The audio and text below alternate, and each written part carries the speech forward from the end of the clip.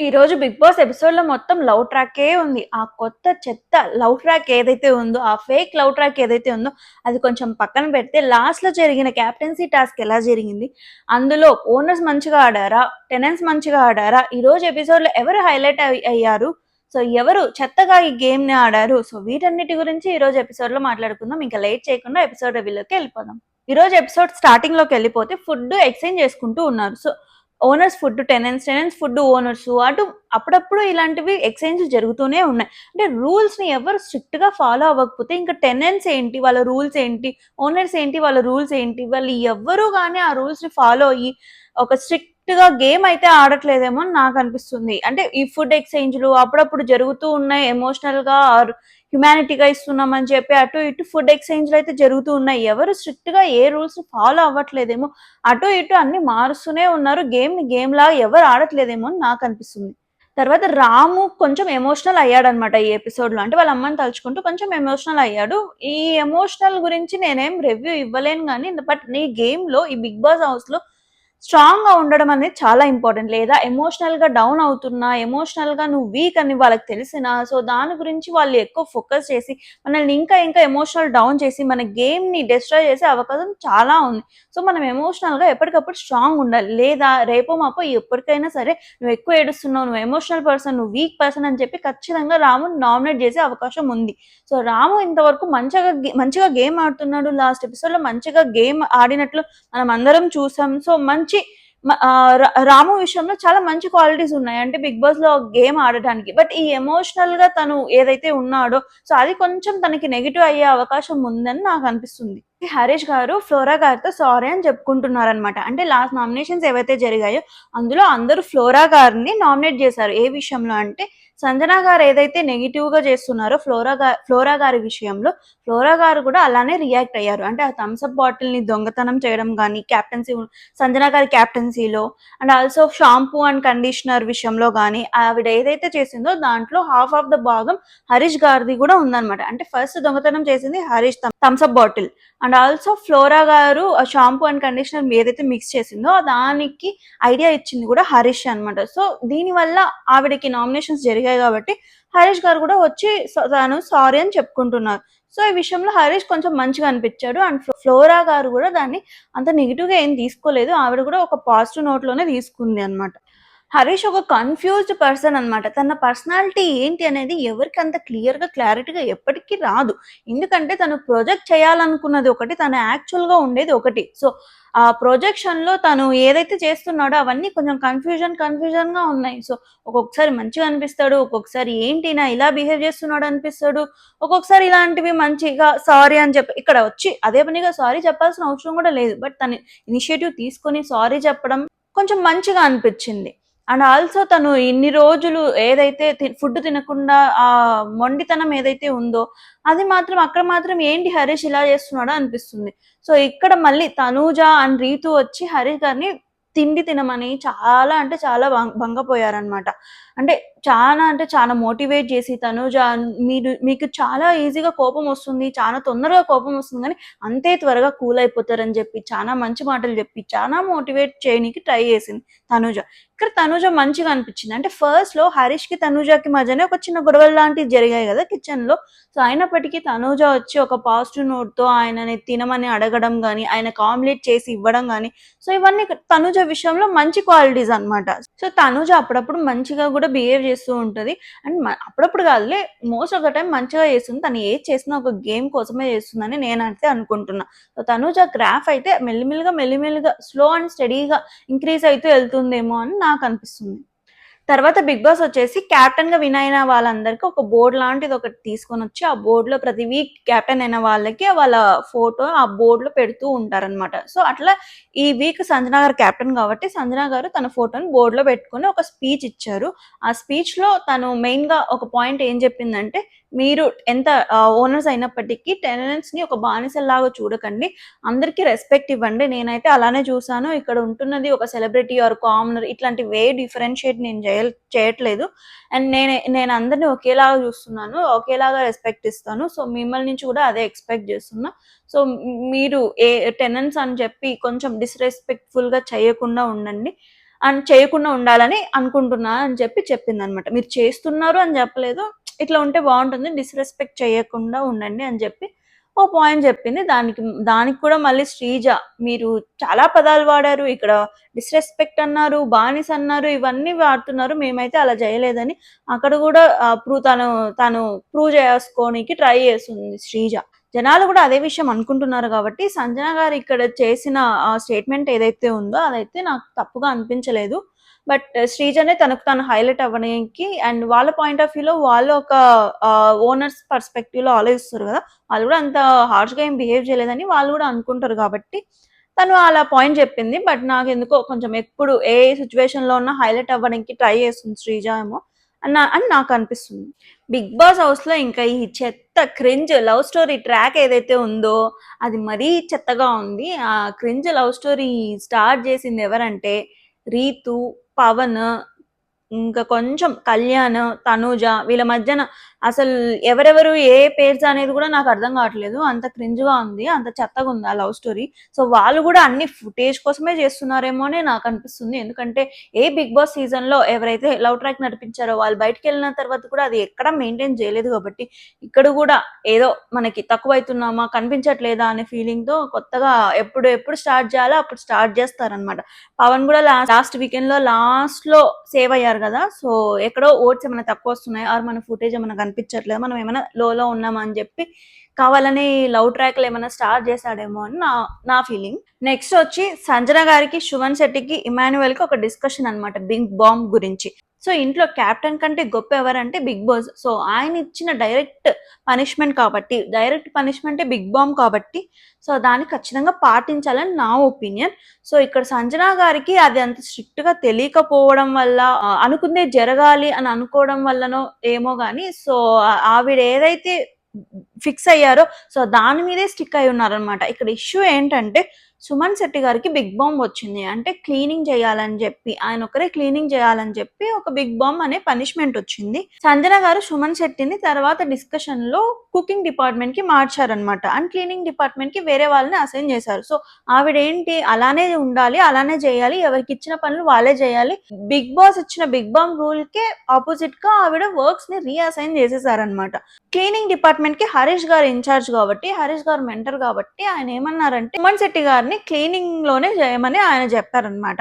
And also ఆయనకి okay అంటే cooking కూడా చేయమని చెప్పారనమాట. సో ఆయనకి సుమన్ శెట్టి గారికి రెండు ఓకే కాబట్టి ఆయన రెండు చేసుకుంటా అని చెప్తున్నారు. కానీ సంజన గారికి రెండూ చేయడం కూడా ఇష్టం లేదు, ఆవిడ ఇచ్చిన వర్కే చేయాలని చెప్పి ఆవిడ ఫీల్ అవుతుంది అనమాట. సో ఈ తర్వాత ఇమాన్యువల్ కూడా వచ్చారు. ఇమాన్యువల్ కుకింగ్ డిపార్ట్మెంట్ లో ఉన్నారు కాబట్టి సో ఇమాన్యువల్ కూడా వచ్చి సేమ్ అదే చెప్పారనమాట. ఎంత క్యాప్టెన్ అయినప్పటికీ బిగ్ బాస్ ఇచ్చిన బిగ్ బాంబ్ ని మనం మార్చలేమని చెప్పి ఆయన ఒపీనియన్ కూడా చెప్పారు. సో దానికి కూడా ఆవిడ కన్విన్స్ అవ్వలేదు. ఫైనల్లీ వీళ్ళు డిస్కస్ చేసుకొని తర్వాత కంక్లూడ్ అయ్యింది ఏంటంటే సుమన్ శెట్టి గారు క్లీనింగ్ డిపార్ట్మెంట్ లోనే ఉంటారు, కుకింగ్ డిపార్ట్మెంట్ లో ఇమాన్యువల్ చేంజ్ అవుతున్నట్టు మార్చారనమాట. సో ఈ బిగ్ బాంబ్ విషయంలో నా ఒపీనియన్ వచ్చేసి బిగ్ బాంబ్ అనేది బిగ్ బాస్ ఇచ్చాడు కాబట్టి తను ఏ సిచ్యువేషన్ లో అయినా దాన్ని మాత్రం కంటిన్యూ చేయాల్సిందే. ఎంత క్యాప్టెన్ అయినప్పటికీ దాన్ని చేంజ్ చేసే అధికారం మాత్రం లేదు. మేబీ సంజన గారికి తెలియకుండా అది చేసిందేమో అని నాకు అనిపించింది. నెక్స్ట్ బిగ్ బాస్ అందరినీ గార్డెన్ ఏరియాకి పిలిచి కాలమా చక్ర వ్యూహమా అనే క్యాప్టెన్సీ టాస్క్ ఒకటి స్టార్ట్ చేశాడనమాట. సో ఆ టాస్క్ ఏంటంటే 2 టీమ్స్ కి, ఓనర్స్ కి అండ్ టెనెంట్స్ కి కొంచెం టైం ఇచ్చాడు. ఫస్ట్ 12 hours ఇచ్చాడనమాట. సో ఆ 12 hours ఏంటంటే ఆ 12 hours అయిపోయేంత వరకు అంటే మెల్లిమెల్లి తగ్గుతూ వెళ్తుంది అనమాట ఆ టైం. సో ఆ టైం కంప్లీట్ గా అయిపోయేంత వరకు ఎవరు పడుకోకూడదని ఒక టాస్క్ ఇచ్చారనమాట. సో ఆ టైం ని వాళ్ళు తగ్గించుకోవడానికి వాళ్ళకి కొన్ని టాస్క్లు మధ్యలో కొన్ని టాస్క్లు ఇస్తాడని చెప్పాడు. సో ఆ టాస్క్ విన్ అయిన వాళ్ళకి ఆ టైం అనేది కొంచెం తగ్గిపోతూ ఉంటుంది అనమాట. సో ఇది వాళ్ళకి ఇచ్చిన ఫస్ట్ టాస్క్. ఇది టాస్క్ చెప్పగానే ఇంటెలిజెంట్ అయిన మనీష్ గారి ఆలోచనలు ఎలా ఉన్నాయంటే ఇంకా వెంటనే ఇంట్లో ఉన్న ఫ్రూట్స్ కానీ షుగర్ వస్తువులు ఏవైతే ఉన్నాయో అవన్నీ కలిసి మూట పెట్టుకుని ఆయన దాచిపెడుతున్నాడు అనమాట. సో ఏంటయ్యా ఎందుకు ఇలా చేస్తున్నాడంటే ఏంటో తెలుసా మీకు? టాస్క్ ఏంటి? పడుకోకుండా ఉండాలి అనేది టాస్క్ కదా. సో షుగర్స్, ఫ్రూట్స్ ఇవన్నీ తింటే నిద్ర రాకుండా ఉంటది కాబట్టి వాళ్ళు మేలుకునే ఛాన్స్ ఉంది కాబట్టి సో ఇవన్నీ దాచేస్తే వాళ్ళు పడుకుంటారనేది ఈయన ఆలోచన. ఎంత వాళ్ళు తిన్నా తినకపోయినా ఏం చేసినా ఒక 12 hours అయితే ఎవరైనా ఖచ్చితంగా మేనేజ్ చేస్తారు. అదేం 12,000 hours ఏం కాదు కదా. ఈయనకి దాని ఐన్స్టీన్ లెవెల్లో థింక్ చేశాడు ఈయన. అసలు ఈయనకి థాట్స్ ఇలాంటివి ఎలా వస్తాయో, ఎలా ఈ బుర్రలోకి ఇన్ని అద్భుతమైన థాట్‌లు అవి అద్భుతంగా ఫీల్ అవుతున్నారు చూసారా? అది ఆయన గొప్పతనం అన్నమాట. ఆయన ఖచ్చితంగా బయటకొచ్చి ఈ టాస్క్‌ల గురించి 100 సార్లు చెప్పుకుంటాడు. అన్ని ఇంటర్వ్యూస్‌లో నా అంత ఇంటెలిజెంట్‌గా ఎవ్వరు లేరక్కడ. నేనే మంచి ఇంటెలిజెంట్ ఫెలోని. నాకొచ్చిన ఐడియాస్ దీంట్లో ఎవ్వరికీ రాలేదు. నేను సూపర్ గేమర్‌ని. సూపర్‌గా గేమ్ ఆడినా అని చెప్పకపోతే నా పేరు మార్చుకుంటా. సో, ఆయన బయటకొచ్చి ఇవే చెప్తాడన్నమాట. ఆయన ఇంత గొప్పగా ఆడాడు. ఏంటి షుగరు, ఫ్రూట్స్ దాచిపెట్టేసి గేమ్ విన్ అయిపోతాడు ఇప్పుడు ఈయన. తర్వాత బిగ్ బాస్ వీళ్ళకి ఫస్ట్ టాస్క్ ఏమిచ్చాడంటే కాలచక్రం అనే టాస్క్ ఇచ్చాడు. అంటే టాస్క్ ఏంటంటే ఒక సర్కిల్‌లో ఉన్న ఒక చక్రం లాంటిది ఒక వుడెన్‌తో చేసింది. సో, దాన్ని అందరూ పట్టుకోవాలి. సో, వీళ్ళ టీమ్ నుంచి 5 మెంబర్స్, వీళ్ళ టీమ్ నుంచి 5 మెంబర్స్ వచ్చేసి ఒక హ్యాండ్‌తో దాన్ని పట్టుకొనే ఉండాలన్నమాట. చివరి వరకు ఎవరైతే ఆ వీల్‌ని పట్టుకొనే ఉంటారో, ఏ టీమ్ సభ్యుడైతే అది పట్టుకొనే ఉంటారో ఆ టీమ్ అనేది విన్ అయితుందన్నమాట. సో, 1 అవర్ ఆ టీమ్ నుంచి తగ్గిపోతుందని చెప్పి బిగ్ బాస్ ఒక టాస్క్ ఇచ్చాడు. సో, దీన్ని మంచిగా అనలైజ్ చేసి, దాన్ని కాలిక్యులేషన్ చేసి టీమ్ స్ట్రాటజీస్ ఎవరు ప్లే చేశారంటే ఇమాన్యుయల్. సో, ఇమాన్యుయల్ స్ట్రాటజీస్ గాని, తను గేమ్‌లో తీసుకునే డెసిషన్స్ కానీ, గేమ్ ఆడే విధానం గాని, ఒక టీమ్ ప్లేయర్‌గా మంచిగా అనిపించుకుంటాడు ఇమాన్యుయల్. సో, ఇక్కడ కూడా స్ట్రాటజీస్ అన్ని మంచిగా ఆలోచించి అందరికి టీమ్ అందరిని కూర్చోపెట్టి తన ప్లాన్ ఏంటి, ఎవరెవరు ఎళ్ళాలి, ఎవరెవరు పట్టుకోవాలి, ఎవరెవరు బయట ఉండాలి అనే ఒక మంచి టీమ్ ప్లేయర్‌గా తను పాయింట్స్ చెప్తున్నాడు. సో, ఈ పాయింట్స్ అన్నీ కూడా అందరూ వింటున్నారు ఆ టీమ్‌లో. ఒకవైపు ఓనర్స్ మాత్రం అస్సలు వాళ్ళు తగ్గేదేలే. అందరూ అంతే కదా ఆ టీమ్‌లో. సో, ఇటువైపు మనీష్, ప్రియా, శ్రీజ వీళ్ళసలు ఇంకా మాస్క్ మ్యాన్ వీళ్ళసలు ఒకరంటే ఒకరు తగ్గే రకం కాదు. నా పాయింట్ గొప్ప అంటే నా పాయింట్. నేను కనిపించాలంటే నేను కనిపించాలి అనే పాయింట్‌లోనే ఉంటారు కాబట్టి వాళ్ళకి మాత్రం ఎప్పుడు ఆ గొడవలు అనేది తగ్గవన్నమాట. సో, ఏ టాస్క్ అయినా, ఏ పెర్ఫార్మన్స్ అయినా వాళ్ళు మాత్రం కొట్టుకోకుండా ఉండరన్నమాట. సో, నా పాయింటే కరెక్ట్. నేను చెప్పిందే కరెక్ట్ అని అనే పాయింట్‌లోనే ఉంటారు. అండ్ ఎవ్వరు ఆ పాయింట్స్‌ని అగ్రీ చెయ్యరన్నమాట. వాళ్ళకి వాళ్ళు అగ్రీ చేయరు. వాళ్ళు చెప్పిందే అందరూ అగ్రీ చేయాలనే పాయింట్ ఆఫ్ వ్యూలో అందరూ ఉంటారు ఈ టీమ్‌లో. సో, ఆ టీమ్ యూనిటీ అందుకే దెబ్బతింటుంది. ఇక్కడ కూడా మనీష్ అండ్ శ్రీజకి మళ్ళీ గొడవ అన్నమాట. మనీష్ ఏమో పాయింట్స్ చెప్తున్నాడు. తర్వాత శ్రీజ పాయింట్స్ చెప్తే శ్రీజ పాయింట్స్ ఎవరు వినట్లేదు. సో, శ్రీజ నేను కూడా టీమ్ సభ్యురాలనే కదా, నా పాయింట్స్ ఎందుకు వినట్లేదు, లాస్ట్‌లో నేను కూడా చెప్పే పాయింట్స్ ఉన్నాయి కదా, నా పాయింట్ కూడా వింటే ఏమవుతదని చెప్పి Sreeja point of view.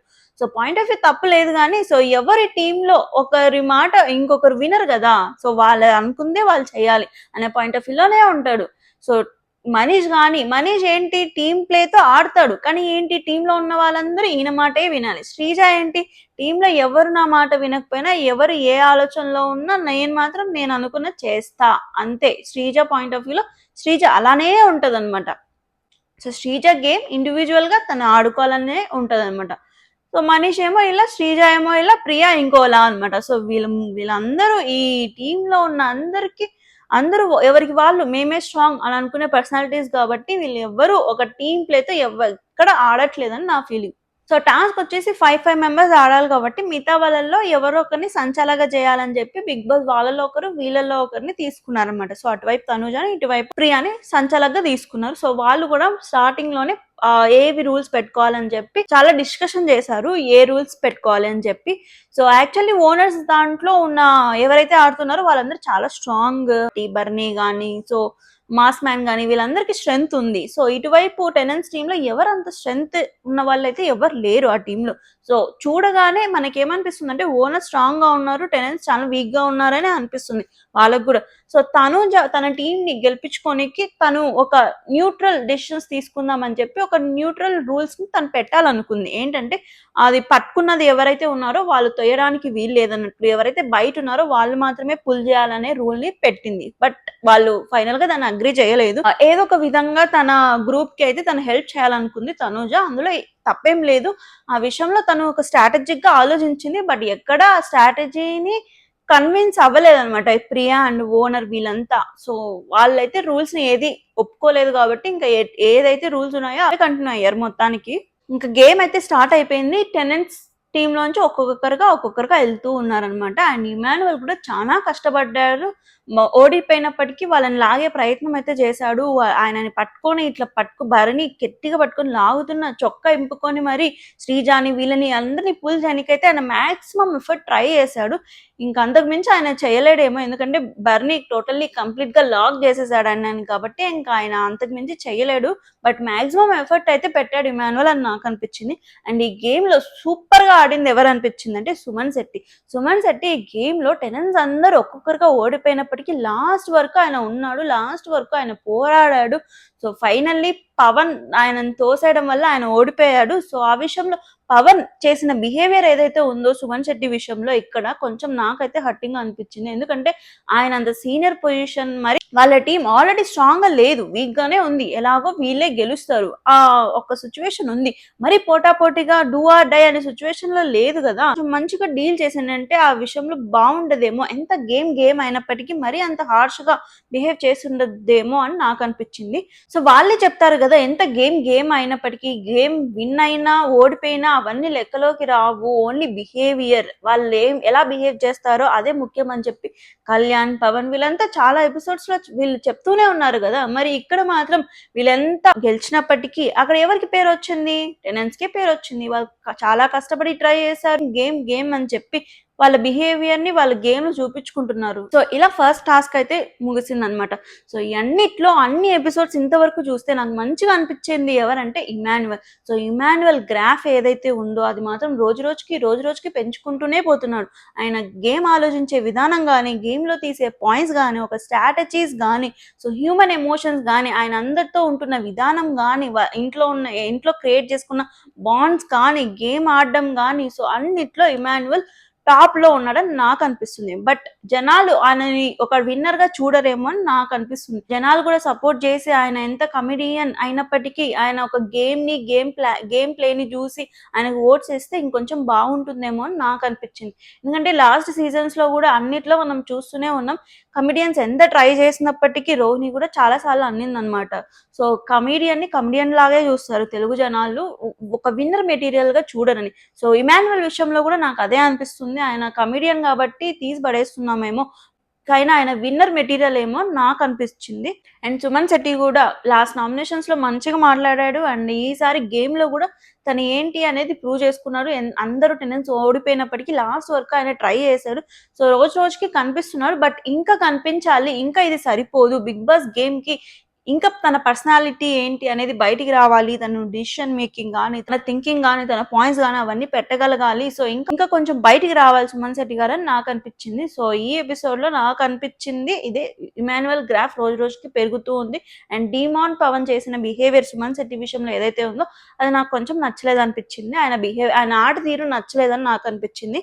So ఇది ఓవరాల్ రివ్యూ. ఈ రోజుకి నా రివ్యూ మీ అందరికి నచ్చిందనే అనుకుంటున్నా. ఒకవేళ నచ్చితే లైక్ చేయండి, షేర్ చేయండి, సబ్స్క్రైబ్ చేయండి. మీ ఒపీనియన్ని కామెంట్స్లో చెప్పండి. మీకు ఎవరైనా ఫేవరెట్ కంటెస్టెంట్ అనిపిస్తే అది కామెంట్స్లో చెప్పండి. లేదా నా ఒపీనియన్లో ఏదైనా మీకు మిస్ మ్యాచింగ్ అనిపిస్తే, మీకు ఏదైనా వేరే డిఫరెంట్ ఒపీనియన్ ఉంటే అది కూడా నాకు కామెంట్స్లో చెప్పండి. నెక్స్ట్ వచ్చే రివ్యూ కోసం వెయిట్ చేయండి. Until then by.